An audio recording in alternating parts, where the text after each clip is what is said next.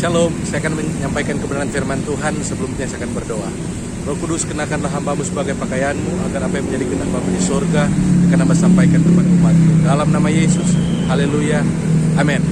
Nah, firman Tuhan yang akan saya sampaikan terdapat di dalam Yohanes pasal yang ke-12, ayat yang pertama dan seterusnya, yang menceritakan bagaimana ketika Yesus berada di Betania, di rumah Maria, Marta, dan Lazarus, maka Maria mencurahkan minyak narwastu murni yang merupakan tabungannya selama mungkin setahun, dan dinilai oleh Yudas Iskariot itu dapat dijual dengan seharga 300 dinar. Tetapi dia mencurahkan itu kepada Yesus. Dan ketika orang lain mempersoalkan hal ini, Yesus berkata, biarkanlah, karena dia melakukan itu mengingat akan penguburan daripada Yesus tidak lama lagi. Artinya tidak lama lagi Yesus akan mati atas kayu salib, menanggung dosa umat manusia. Dan Maria, dan tentunya dengan pimpinan Roh Kudus, dia sudah diingatkan, diberitahukan untuk melakukan persiapan ini terhadap Yesus. Yesus tidak melarang dia, sekalipun Yudas Iskariot mungkin yang lain-lain mempersoalkan, melarang dia, karena menurut Yudas lebih baik minyak itu dijual 300 dinar dan diberikan kepada orang miskin. Tapi Yesus berkata, orang miskin akan selalu ada pada kamu. Dan apa yang dia lakukan ini untuk mempersiapkan penguburannya. Luar biasa yang kita bisa lihat dari sikap daripada Maria.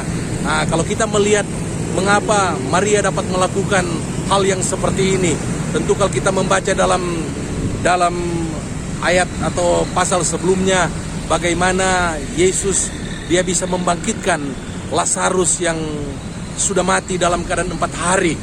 Nah, kalau kita membaca di pasal yang ke-11, ini merupakan mujizat yang luar biasa. Lazarus yang sudah 4 hari dikuburkan, dan Yesus memanggil Lazarus, Lazarus keluarlah, dan akhirnya Lazarus keluar, dan dia dibangkitkan, dia hidup kembali. Dan Lazarus ini adalah saudara daripada Maria dan Marta. Mengapa hal ini terjadi? Ini merupakan juga salah satu bentuk ucapan syukur daripada Maria. Dia bersyukur karena Lazarus sudah dibangkitkan oleh Tuhan Yesus. Untuk itu dia mempersembahkan yang terbaik untuk Tuhan Yesus Kristus. Kemudian kebenaran yang berikutnya, kalau kita melihat mengapa Maria dapat melakukan satu perkara yang besar.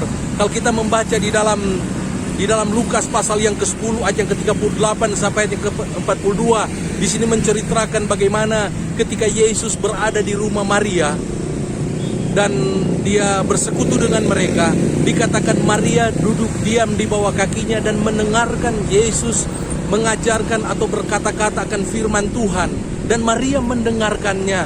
Dan di satu sisi kita melihat Marta, dia sibuk dengan melayani, dan akhirnya dia mengingatkan kepada Yesus, masakan dia hanya dibiarkan sendiri untuk melayani.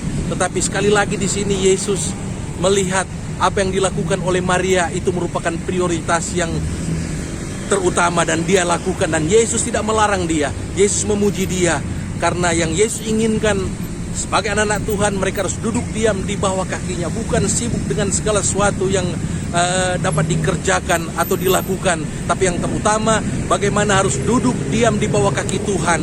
Dan apa yang dilakukan oleh Maria ini mencerminkan seluruh kehidupannya. Dia mengiring Tuhan, dia menjalin hubungan yang intim, atau dia menjalin hubungan yang namanya ginosko, hubungan yang intim, yang erat dengan Tuhan. Dia tahu apa yang menjadi isi hati Tuhan. Dia tahu juga setiap kebenaran-kebenaran firman Tuhan yang disampaikan oleh Yesus. Untuk itu, mari sebagai orang-orang percaya, mari kita memilih seperti Maria. Yang pertama, Tuhan sudah menyelamatkan kita. Dia sudah berkorban bagi kita. Dia mati di atas kayu salib. Dia bangkit, dia naik ke sorga, menyediakan tempat buat saya dan saudara. Untuk itu kita perlu bersyukur, karena dia sudah menyelamatkan kita. Dan jangan kita lupakan kebaikan Tuhan. Seperti Maria, dia tidak melupakan kebaikan Tuhan.